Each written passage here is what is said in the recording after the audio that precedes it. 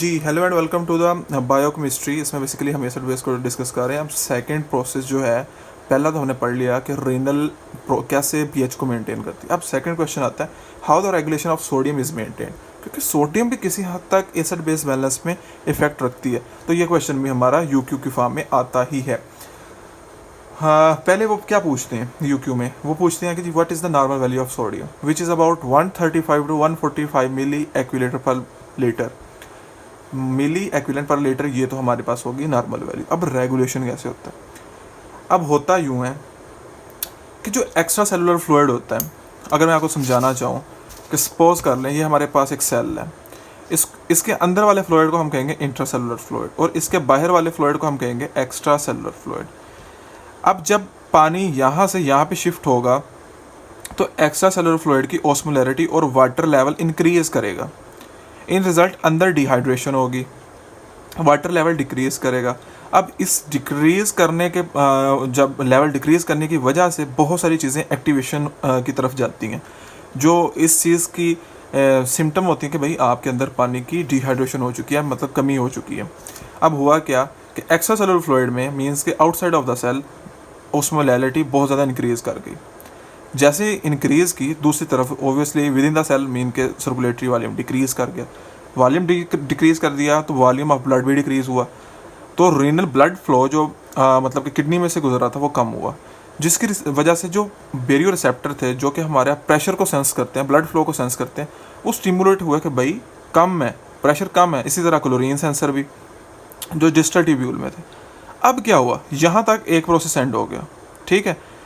अब क्या हुआ कि अब एक एंजियोटेंसिनोजिन लीवर से निकलता है, एक कंपाउंड, और जेजी अपरेटस जो है किडनी का, वो रेनिन रिलीज करवाता है जो कन्वर्जन में हेल्प करता है एंजियोटेंसिनोजिन की एंजियोटेंसिनोजिन टेंशन 1 में।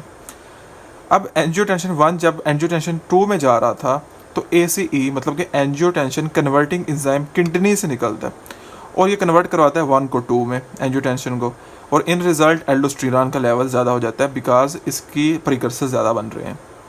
जब चीज़ यह ज़्यादा बन रही है, इसका काम क्या है बेसिकली, ये सोडियम की रिटेंशन इंक्रीज़ करवा देता है। जब सोडियम की रिटेंशन इंक्रीज़ हो गई तो एब्जॉर्प्शन ऑफ द फ्लूइड, आपको पता है डिफ्यूजन की वजह से ज़्यादा मूव करता है। जहाँ पे साल्टी एरिया ज़्यादा होगा ब्लड ज़्यादा अंदर आएगा। अब देखें ना, अब ये जो इंट्रासेलुलर फ्लूइड था, अब इसमें आपको मैंने बताया कि वॉल्यूम कम हो रहा था पानी का, हमने यहाँ पे सोडियम बढ़ा दिया। जब सोडियम बढ़ा दिया तो बाहर वाला पानी अंदर आने लग पड़ेगा, एक चीज़। और दूसरी चीज़, हमें प्यास लगेगी। वो कैसे लगेगी वो बता देता हूँ आपको, क्योंकि पानी नमक है ना अंदर। अच्छा, सर्कुलेटरी वॉल्यूम जो है वो इंक्रीज़ कर गया और एक्स्ट्रा सेलुलर फ्लूइड की ऑस्मोलैरिटी डिक्रीज़ कर गई। कैसे? बाहर का पानी अंदर मूव कर आया।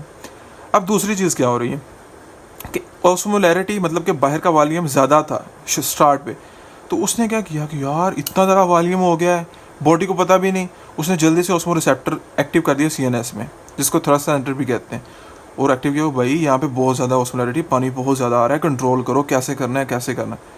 उन्होंने क्या किया, उन्होंने ये किया कि उन्होंने ना थ्रस्ट को एक्टिवेट कर दिया। क्यों किया? पानी तो हालांकि ज़्यादा है लेकिन एक्स्ट्रा में, इंट्रा में डिहाइड्रेशन हो चुकी थी, तो पानी की इनटेक ज़्यादा कर दिया ताकि इंट्रा सेलुलर जो वॉल्यूम ऑफ ब्लड है वो इंक्रीज़ कर जाए, सर्कुलेटरी वॉल्यूम इंक्रीज़ कर जाए। जब थ्रस्ट हुई, वाटर इनटेक ज़्यादा हुआ तो ये वॉल्यूम इंक्रीज़ कर गया। अच्छा, दूसरी चीज़ ये हुई कि ADH रिलीज़ हुआ, एंटी डायूरेटिक हार्मोन। इसने क्या किया, इसने डायलेशन ऑफ द यूरिन को रोका और रीअब्जॉर्प्शन इंक्रीज की।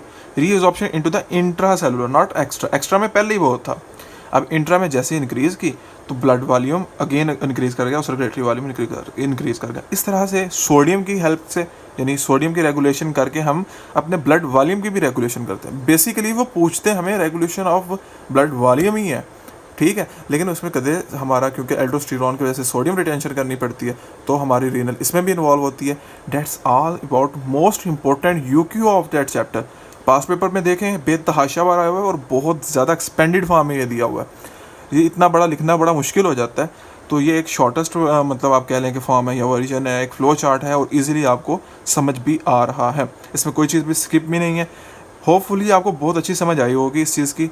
कोई आपको कन्फ्यूजन हो तो लाजमी पूछिएगा। स्टे ट्यून्ड, इंशाल्लाह मिलते हैं नेक्स्ट वीडियो में। अल्लाह हाफिज़।